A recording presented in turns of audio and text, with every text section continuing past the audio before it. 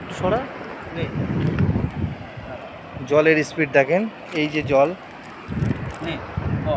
এই যে বয়ে আসছে, গায়ে বসে আছে, পা পুরো দেখতে পাবেন পুরো কাঁচের মতো জল সবটা। সেই জল ভুটান থেকে বয়ে আসছে ধীরে ধীরে। সেই যে ভুটান পাহাড়, এটা দেখেন ভুটান পাহাড়, এটা হচ্ছে ভুটান। আমরা বসে আছি এই যে বর্ডারে, এই যে জয়ন্তী নদী, এই যে ওই উপর থেকে সেই বরফ গলা জল নেমে আসছে আস্তে আস্তে।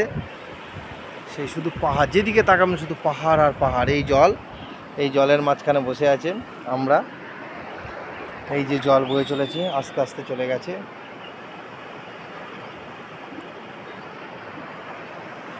কি অপূর্ব সৃষ্টি উপরওয়ালার, প্রকৃতির কি মহিমা। আর 2 মাস পরে 3 মাসের জন্য বন্ধ হয়ে যাবে পুরো, কারণ এখান দিয়ে জলের যে তোর যায়, এখানে বড় বড় এই বোল্ডার পর্যন্ত হেলিয়ে দেয়, এত বোল্ডার। আর এদিকে পুরো বন্ধ হয়ে যাবে আর 1 মাস পর।